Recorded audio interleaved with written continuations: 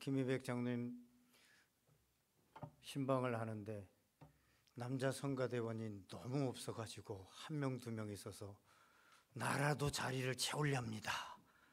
찬양은 못하지만 그래서 그런지 제가 볼 때 이 6분의 남자가 이렇게 앉아있는 성가대 오랜만에 아마 처음 본 것 같기도 하고 굉장합니다. 예.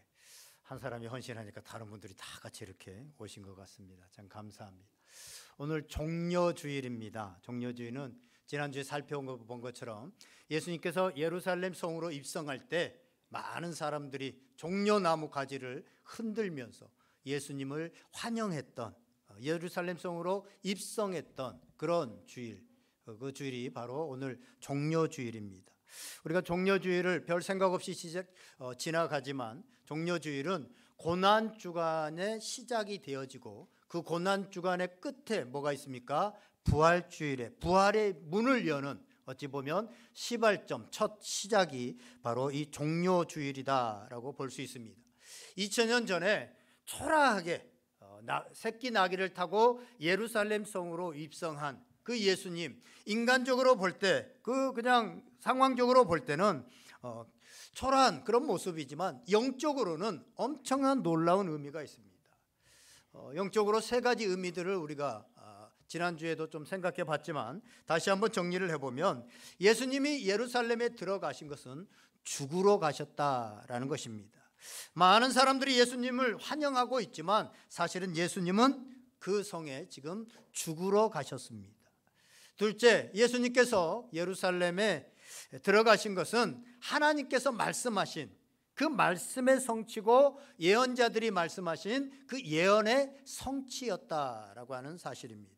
마지막 세 번째로는요, 예수님께서 예루살렘에 들어가셨는데 예수님이 유월절 어린 양이 되셨다라는 것이죠.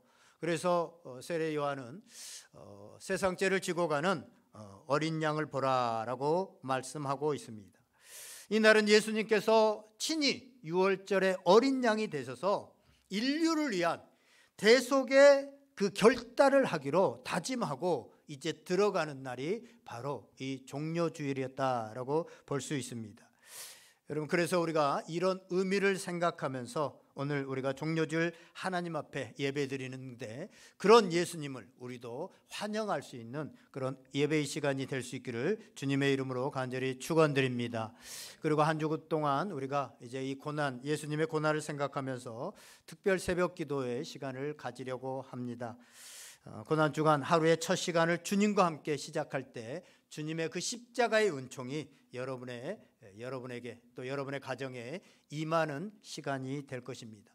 그동안 내가 새벽 기도를 못 나왔지만 이 일주일만이라도 1년에 이 한 주만이라도 가장 어떻게 보면 기독교의 핵심 주간이라고 한다면 이 한 주간입니다. 그리고 부활절이 가장 은혜롭고 가장 큰 절기죠.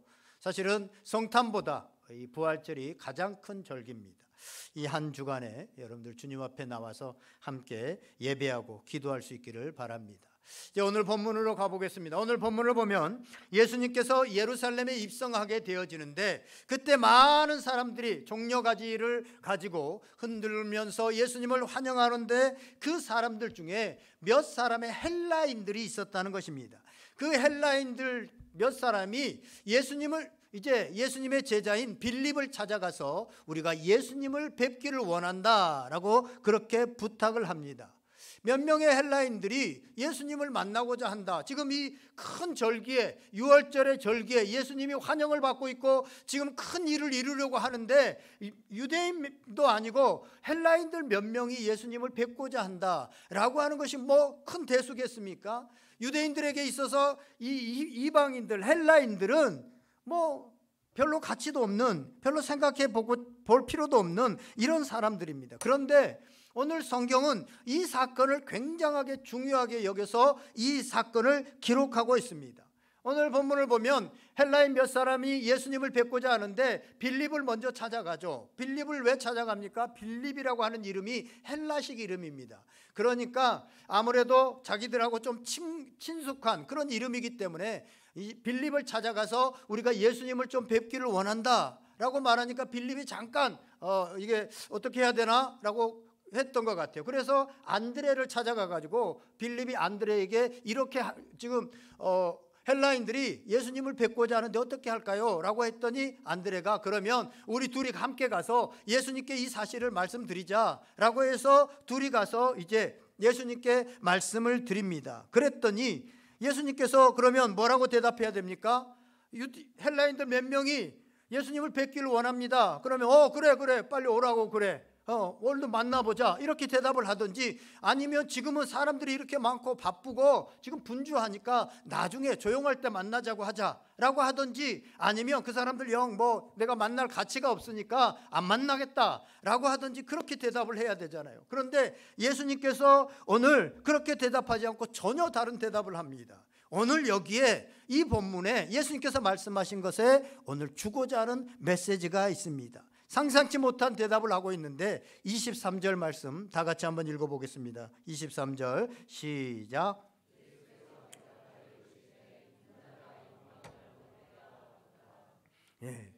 예수님께서 하신 대답은 그래 만나자라는 것이 아니라 인자가 영광을 얻을 때가 왔도다 라고 하는 말씀을 하십니다. 예수님께서 왜 이런 말씀을 하셨을까요? 그동안 예수님께서는 유대인들을 중심으로 해서 복음을 전했습니다. 이방인들이 왔을 때도 오히려 나는 이스라엘의 잃어버린 자를 위해서 왔다라고 말씀하실 정도로 이스라엘 사람들을 위해서 유대인들에게 복음을 전하고 이스라엘 복음을 전했습니다. 그런데 지금 소수의 사람들이지만 헬라 사람들이 와서 예수님을 만나고 싶어하는 것을 보면서 드디어 복음이 이제 이방인들에게로 넘어가는 이러한 사건이 일어나는구나. 이것은 그냥 단순한 유대인 헬라인들 몇 명이 온 것이 아니라 이제 복음이 유대인을 넘어서서 헬라인에게로 온 세계로 퍼져가는 위대한 사건이요 전환점이다 라고 보았던 것입니다. 재미있는 사실은요, 복음이 예수님을 통해서 이제 유대인들에게 전해졌는데 우리가 쭉 보았던 것처럼 유대인들은 계속해서 거부합니다. 대제사장들과 바리새인들과 서기관들과 장로들과 이런 사람들을 중심으로 해서 계속 복음이신 예수님을 거절합니다. 그러자 이 복음이 먼저 이방인에게 전해졌다라고 하는 것이 로마서 9장, 10장, 11장에 이미 기록되어 있습니다. 이 사실이 오늘 본문 속에 나타난 겁니다.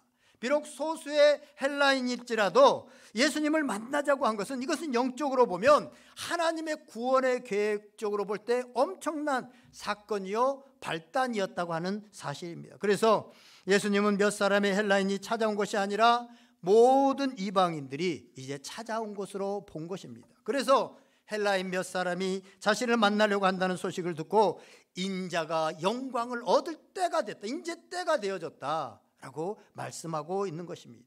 이것이 신호탄이구나, 이게 전환점이구나 라고 말씀하신 것입니다.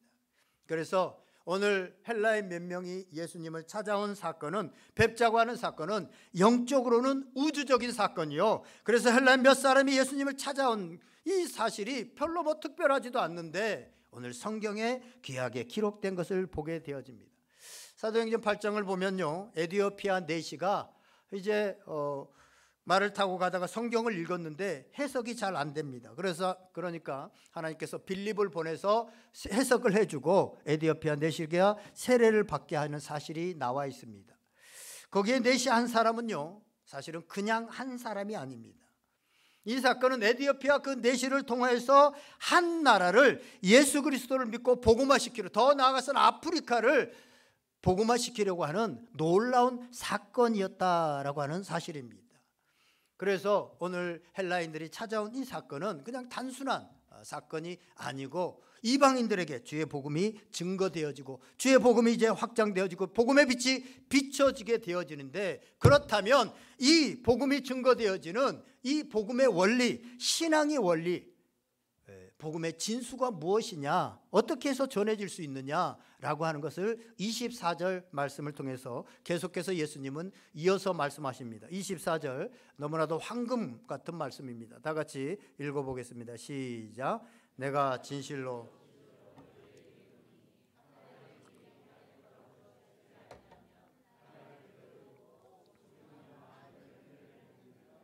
아멘.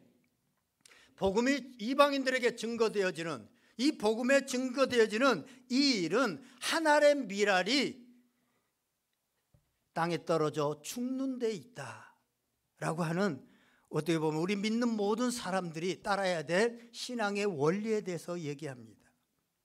오늘 본문에서 보면요, 이 문장에서 보면 밀이 열매를 맺기 위해서는 두 가지를 살펴봐야 됩니다. 먼저는요, 한 알의 밀이 땅에 떨어져 죽지 아니하면, 땅입니다. 하나는 땅입니다. 땅이 있어야 되는 거죠. 공관복음, 마태, 마가, 누가복음에 보면 공이 씨 뿌리는 자의 비유가 나오는데, 거기에 보면 마태복음 13장 8절을 예로 들면, 더러는 좋은 땅에 떨어짐에 어떤 것은 100배, 어떤 것은 60배, 어떤 것은 30배의 결실을 하였느니라 라고 말씀하고 있습니다. 밀이 땅에 떨어져서 열매를 맺으려고 하면 땅이 있어야 되는데, 그 땅은 길가밭이나 돌밭이나 가시떨기에 있으면 그 열매가 땅에 떨어져도 열매를 맺지 못하고 풍성하게 맺지 못한다는 것입니다. 그래서 좋은 땅에 떨어져야 되는데, 좋은 땅이, 원래부터 좋은 땅은 없고 처음부터 좋은 땅은 없고 다 돌밭, 엉겅퀴, 그 길가 같은 밭입니다. 그래서 좋은 밭이 되려고 하면 기경하고 경작하는 것이 중요하다. 기경하고 경작해야 된다는 것입니다. 우리나라 선교 역사를 보면요, 우리나라가 지금 복음이 이렇게 잘 심겨져서 엄청난, 세계에서 찾아볼 수 없는 그런 열매가, 우리나라에 복음의 열매가 맺혔잖아요.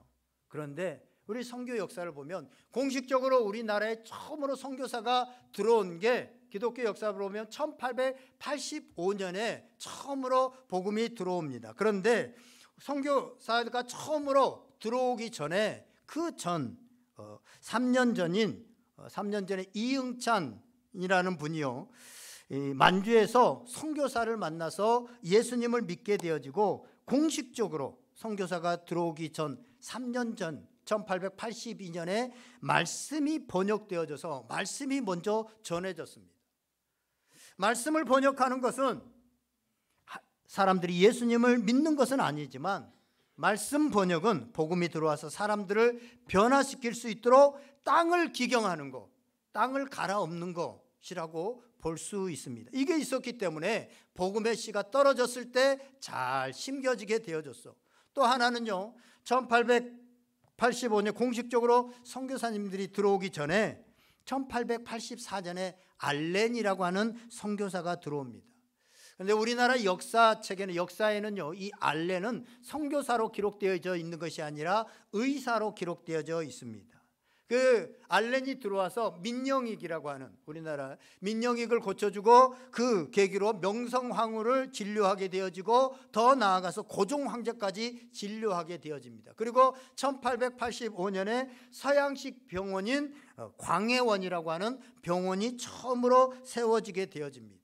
직접 복음을 전하고 선교한 것은 아니지만, 이 땅에 의료를 통해서 그 땅의 기초, 땅을 기경해 놓았기 때문에, 그가 복음을 전했을 때, 또 선교사들이 복음을 전했을 때 그 복음이 심겨지게 되더라는 것입니다. 땅을 이처럼 기경하는 것은 당장 눈에 열매가 없어 보이기 때문에 선교의 역사에 기록되지 않을 수도 있습니다. 그러나 누군가는 분명히, 누군가가 그 땅을 기경하고 그 땅을 갈아엎는 그 작업을 했기 때문에 그곳에 밀알이, 하나의 밀알이 떨어졌을 때 열매를 맺게 되었다는 것입니다. 그래서 이 땅을 기경하는 이 사역은요, 눈에 드러나지 않지만 열매를 맺게 하는데 정말로 중요합니다.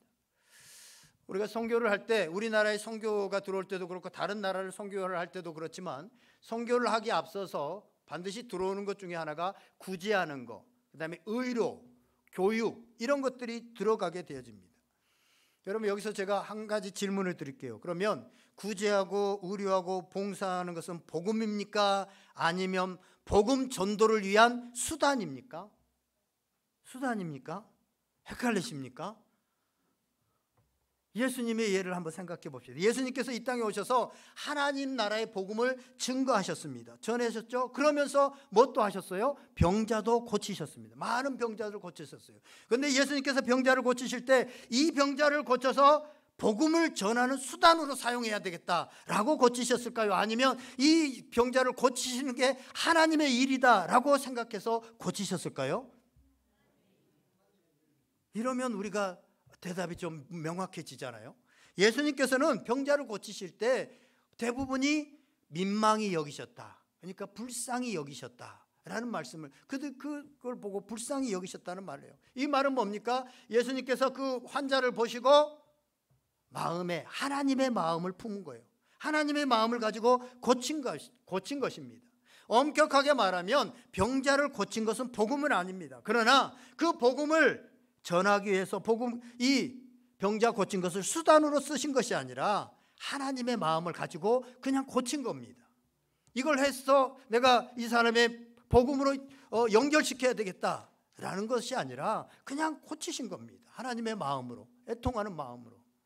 제가 왜 이런 말씀을 드리냐면, 저는 우리가 가정이나 사회에서 복음을 전하기 위해서 우리가 여러 착한 일도 하고 밥도 사주고 많은 일들을 하는데 우리도 이러한 오류에 빠질 수 있다는 것입니다. 어려운 사람을 돕고 구제하고 봉사하고 섬기는 이것이 복음을 위한 수단이라고 생각한다면, 이 수단이 복음을 전하는데 별로 효과가 없고 유용하지 않다라고 하면 이 선한 일임에도 불구하고 그것을 쉽게 포기할 수 있다는 겁니다. 복음을 전하는 우리에게 있어서 정말 중요한 것은 우리들이 하고 있는 그 하나하나가 정말 복음적인 행동이 되어져야 되는데 그렇지 못한 경우들이 많았다는 것입니다. 나는 변하지 않고 나는 복음으로 살아가지 못하고 그냥 수단으로 복음을 전하면 그 복음엔 아무런 힘이 없고 아무런 열매가 맺히지 못하더라는 것입니다. 그래서 이 밭을 기경하는 것, 열매를 맺게 하기 위해서 밭을 기경하는 것, 그것은 어떤 목적이 아니라 그 밭을 기경하는 것 자체가 정말로 중요하다고 하는 사실입니다. 또 하나는요, 열매 맺게 하기 위해서는 밭과 더불어서 밀알이 중요합니다. 이 땅에 밀이 땅에 떨어져서 죽어야만 된다라고 오늘 성경은 말씀하고 있습니다.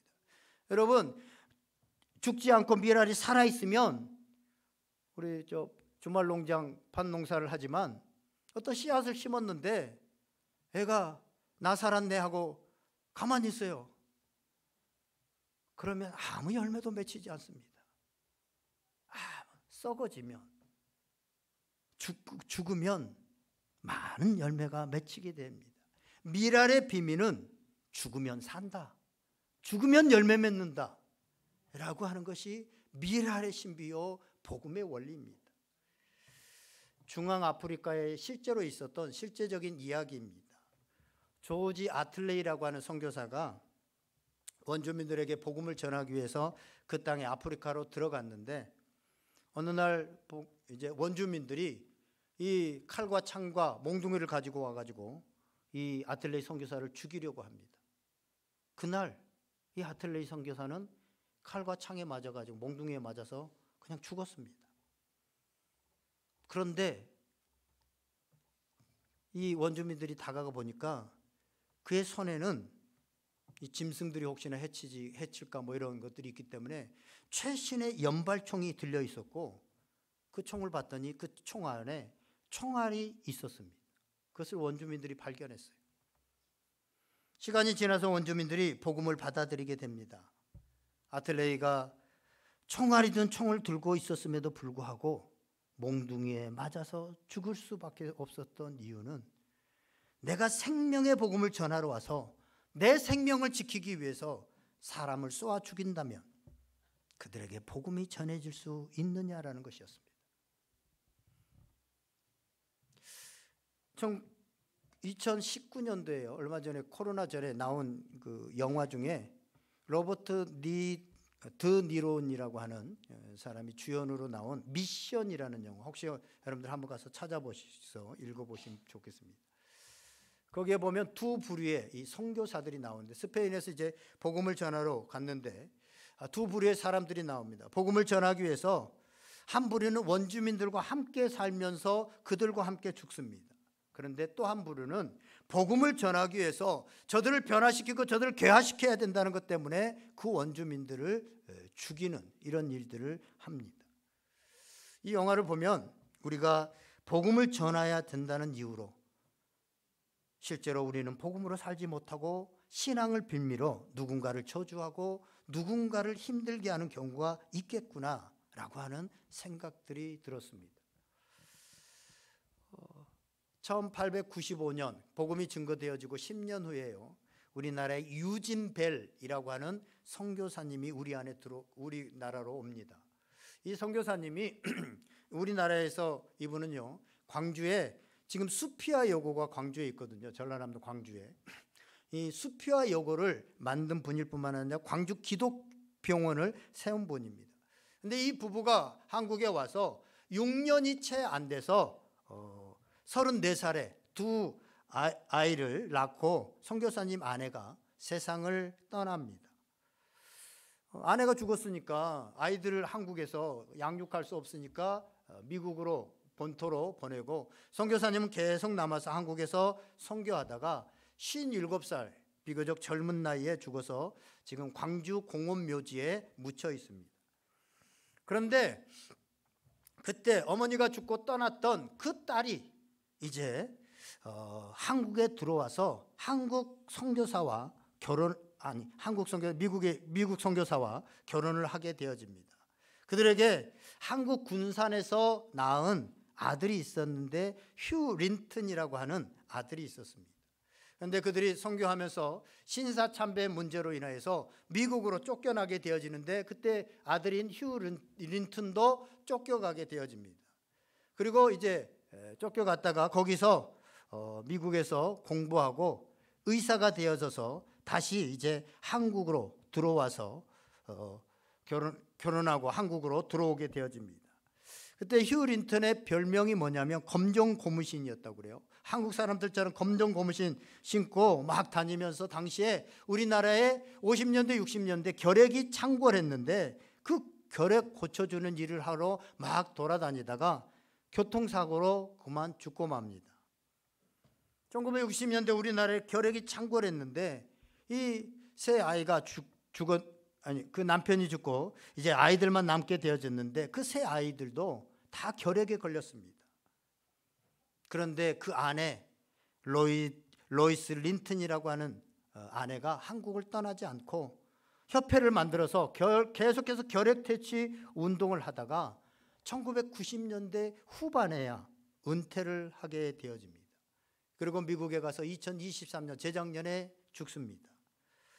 지금 어떻게 보면 한국에 결핵이 없어진 것은 이들의 헌신된 수고, 자기 자녀들이 걸렸음에도 불구하고 이곳에서 그 헌신된 그 일을 한 이 사람들 때문에 한국에 어떻게 보면 결핵이 없어졌을 수도 있습니다. 그런데요, 제가 이 자료를 찾다가 우연히 이렇게 뒤지는데 이 휴 린튼하고 로이스 린튼 부부의 사진을 보게 되어서 젊은 적 사진을 보게 되어졌습니다. 사진을 한번 띄워줘 볼까요? 예. 실물입니다. 젊었을 때 사진입니다. 여러분 무슨 생각 드세요? 예?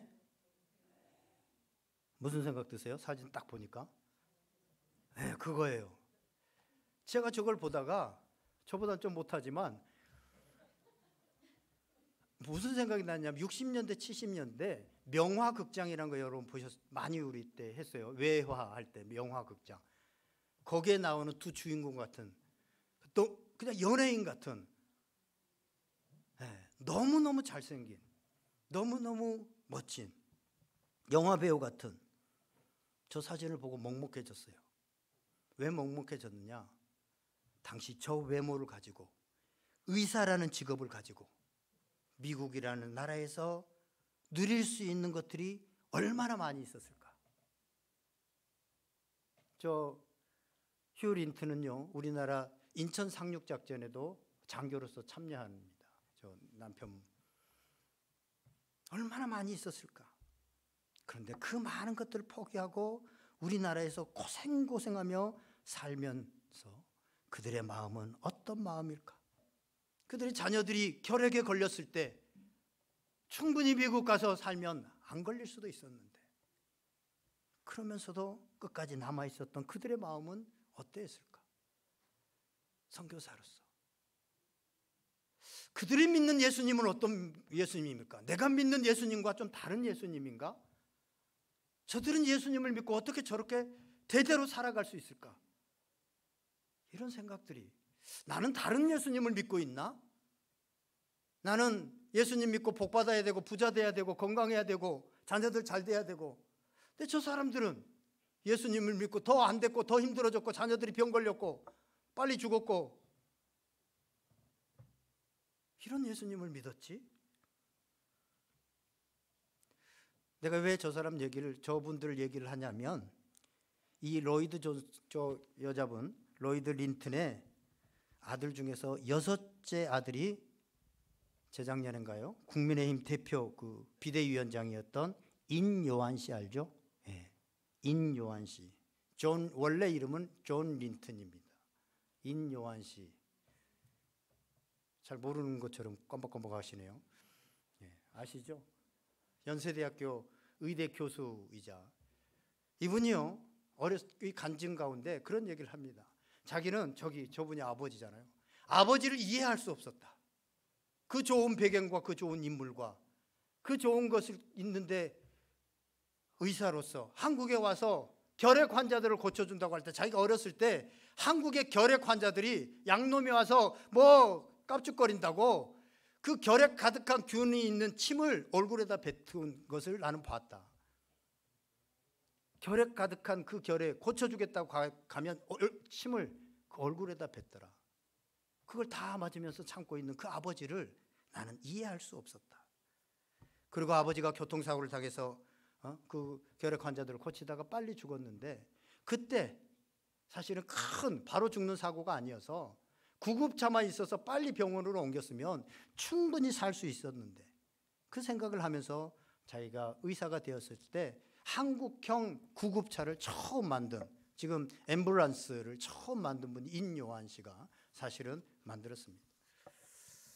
이들이 한국 땅에 와서 땅을 기경하고 하나님의 미락이 되었기 때문에 많은 열매가 맺히게 된 겁니다. 당시에 우리가 알잖아요. 우리나라가 얼마나 무지하고 미신들이 많았습니까? 그 미신들을 타파하고자 한 사람들이 누구예요? 바로 이 선교사들이었습니다. 당시에 우리나라의 문맹률이 얼마나 높았습니까? 글을 읽지 못하자 학교를 만들어가지고 한글을 보급하고, 여러분 한글을 보급, 제가 언젠가도 말씀드렸지만 한글이 지금 우리 가운데 익혀져서 이렇게 한글이 우리나라에 확 퍼지게 된 것은 기독교의 영향이 굉장히 큽니다. 세종대왕이 한글을 만들어 놨지만 사실 한글을 쓰지를 않았어요. 한자를 쓰고 사람들은 교육을 안 받고 뭐 받을 필요도 없고 농사 짓고 살면 되니까. 그래서 한글이 통용되지가 않았어요. 그런데 미국인들이 들어와 가지고 이제 문맹률, 이 사람들이 글을 읽지 못하는데 글을 가르쳐야 되는데 한자가 아니라 한글을 가르친 거예요. 쉬우니까. 그래서 한글이 확 보급되어지고 그때부터 한글이 우리나라에 실제로 정착하게 된 겁니다. 그뿐만 아니라 여자들이 차별을 받고 있을 때 여자들도 교육을 받아야 된다라고 해가지고 여학교를 세운 사람들이 누굽니까? 바로 선교사들이었습니다. 이 땅에 술과 여자와 노름으로 찌들어갈 때 그것을 개화해야 된다고 앞장섰던 사람들이 선교사들입니다. 어쩌면 그들은 저 린튼처럼 열매를 맺지 못하고 다 죽었는지 모릅니다. 그러나 그들이 이 땅을 기경하고 이 땅에 하나님의 미랄이 되었기 때문에 지금 우리는 그 열매를 누리고 있는 것입니다. 이 원리는 나라나 선교에 있는 것뿐만 아니라 우리 자신과 우리 가정에도 마찬가지입니다. 여러분이 예수님을 믿게 된 것은 여러분 한 사람이 아니라, 헬라인 한 몇 사람이 아니라 여러분의 가정에 예수 그리스도의 생명의 빛이 들어오는 결정적인 사건이라고 하는 사실입니다. 언젠가 우리 한일영한수 집사님이 간증을 할 때 본인이 젊었을 때 믿었는데 지금 그 예수 그리스도가 우리 가정 가운데 우리 친족 가운데 다 퍼져서 이제 대부분 믿음을 가졌습니다 라고 하는 그런 우리 간증을 들으셨잖아요. 여러분, 여러분이 예수님을 믿는 것은 여러분 한 사람으로 끝나는 것이 아니라 여러분으로 말미암아 여러분의 가정 가운데 복음의 빛이 들어오게 될 것을 믿으시기를 바랍니다. 그리고 그 원리는 뭡니까? 하나의 미랄이 땅에 떨어져서 죽으면 많은 열매를 맺게 되어진다.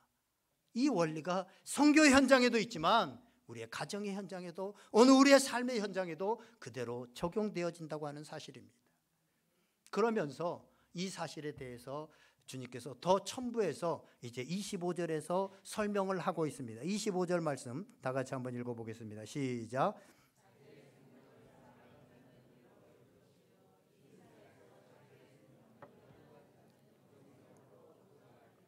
예.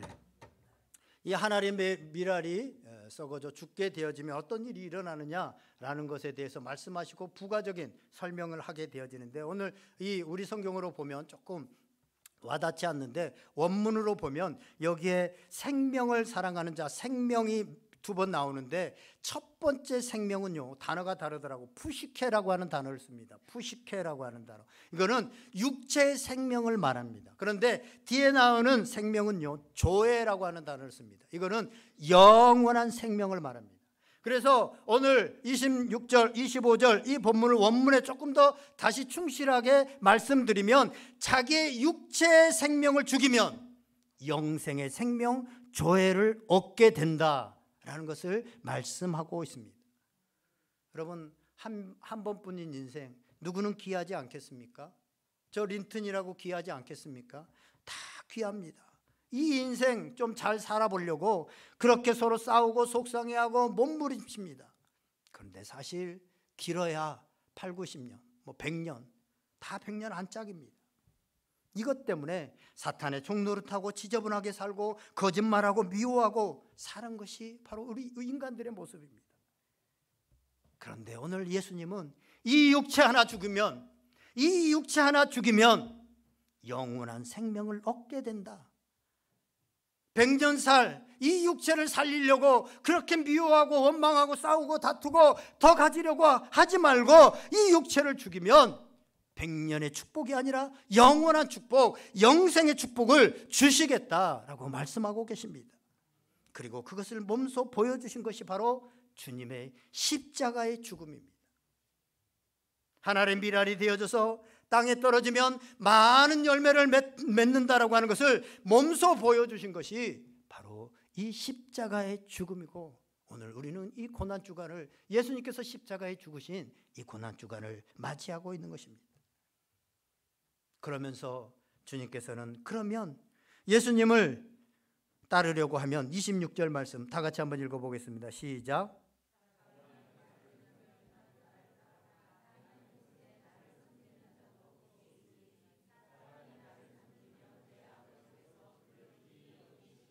아멘. 사람이 나를 섬기려고 하면 나를 따르라. 뭘 따르라는 거예요? 하나님의 미랄이 되어져서 썩어진 이 삶을 따르라. 이것을 다시 말하면 예수님이 십자가에 죽으실 때 나도 죽었다라고 하는 것을 믿으라라는 것이에요. 따르라. 그리하면 두 가지의 복을 말씀하고 있는데, 나 있는 곳에 나를 섬기는 자, 그렇게 따르는 자도 거기 있으리라. 나 있는 곳에 그러한 사람이 있겠다. 또 하나는 하반절에 보면, 그렇게 나를 섬기면 내 아버지께서 그를 귀히 여기시리라. 예수님을 따르면 예수님이 있는 곳에 있게 되어지고 하나님께서 그 영혼을, 그 사람을 귀하게 여겨주시겠다라고 말씀하고 있습니다. 이런 축복이 있다라는 것을 말씀하는 거죠. 이제 말씀을 정리하려고 합니다. 복음은 바르게 살고 착하게 살고 평안을 누리는 삶, 이 단계를 넘어섭니다. 복음은 다시 살아나는 것이고 영생을 얻는 것이 복음입니다. 복음은 단순히 착하게 살고 이 땅에서 평안하게 살고 이 정도의 수준이 아닙니다. 복음은 다시 살아나는 것이고 영생의 삶을 살아가는 것입니다. 그러기 위해서 이 믿음이 없으면 우리는 하나의 미랄이 되어질 수 없습니다. 그러기 위해서 예수님처럼 하나의 미랄이 되는 겁니다. 바울은 이 비밀을 알았습니다. 그래서 갈라디아서 2장 20절에서 그렇게 말씀하죠. 내가 그리스도와 함께 십자가에 못 박혔나니 그런즉 이제는 내가 사는 것이 아니요 오직 내 안에 그리스도께서 사시는 것이라. 아멘. 예수 그리스도와 함께 십자가에 못 박혀서 죽었다는 거예요. 그래서 나는 날마다 죽노라 라고 말씀하고 날마다 죽노라라고 맨날 고백하는 겁니다. 제가 수요일에 갈라디아서 말씀을 강의하면서 여러 번 강조했지만 우리의 복음이, 우리가 믿는 복음을, 우리는 예수님께서 십자가에 달려 돌아가신 것 때문에 나의 죄가 사해지고 내가 구원 얻게 되어지고 내가 하나님의 자녀가 되어졌습니다, 감사합니다 라고 여기서 끝나버리는 수가 많이 있는데, 그게는 복음의 일부분입니다. 우리는 대부분 거기에서 끝나버려요, 예수님의 십자가를 얘기할 때. 그런데요, 진짜 복음은 뭐냐면 예수님께서 그 십자가에 달려 돌아가실 때 나도 거기서 죽었습니다, 이걸 믿고 고백하는 거예요. 이걸 믿고 고백. 예수님 감사합니다 여기서 끝나버리니까 복음의 어떤 능력도 나타나지 않고 복음의 삶이 나에게도 나타나지 않고 그 영생의 삶이 내게 되어지지는 않는 거예요. 그런데 성경은 뭐라고 말을 하냐면, 복음은 예수님께서 베드로가 신앙 고백을 했을 때 뭐라고 그래요? 자기를 부인하고 나를 쫓을 것이니라 라고 말씀하잖아요. 바울도 갈라디아서 2장 20절에서 그렇게 말씀하고 있잖아요. 구원 얻게 되어져서 십자가 은혜로 내 죄 사함 받아서 감사합니다, 여기서 끝나는 것이 아니라 예수님이 십자가에 죽으셨을 때 나도 죽었습니다 라고 하는 것을 믿는 거예요. 나도 죽기 위해서 노력하면서 사는 것이 아니고 나는 죽었습니다 라고 하는, 예수님의 십자가의 은혜로 나는 구원 얻었습니다, 믿습니다, 그걸 믿는 것처럼 예수님께서 십자가에 달려 돌아가실 때 나는 죽었습니다 라고 하는 것을 믿는 거예요. 그리고 로마서 10장 10절에 나오는 것처럼 사람이 마음으로 믿어 의에 이르고 입으로 시인하여 구원에 이르니라, 입으로 시인하는 거예요. 그렇게 되어졌을 때 그때서야 비로소 복음의 능력이 우리 가운데 내 삶에 나타나게 되어지고 교회에 나타나게 되어지고 그 복음의 생명이 나타나게 되어지고 믿는 자들이 더해지는 은혜가 있게 되어진다고 하는 사실입니다. 이 고난주간에 하나님의 미랄이 되어 죽어진 예수님을 기억하시고 예수님처럼 하나님의 미랄이 되어 많은 열매 맺는 삶이 여러분들과 우리 온누리 교회 공동체 안에 있어지기를 주님의 이름으로 간절히 축원드립니다. 기도하겠습니다. 오늘 말씀 생각하면서 죽으면 많은 열매를 맺느니라.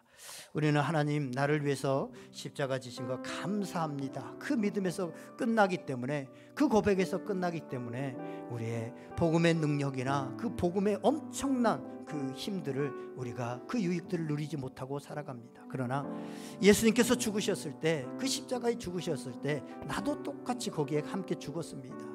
이제 나는 죽고 예수 그리스도로 살아갈 때 정말로 사망 권세도 나를 어찌하지 못하는 그런 우리는 믿음, 그러한 복음의 능력들이 우리의 삶에 나타납니다. 용서할 수 있는 능력도 나타나고 사랑할 수 있는 능력도 나타나고 희생할 수 있는 능력도 거기서부터 나타나는 거예요. 하나님, 내가 이 복음의 능력으로 살아갈 수 있도록 하나님 역사하여 주시옵소서.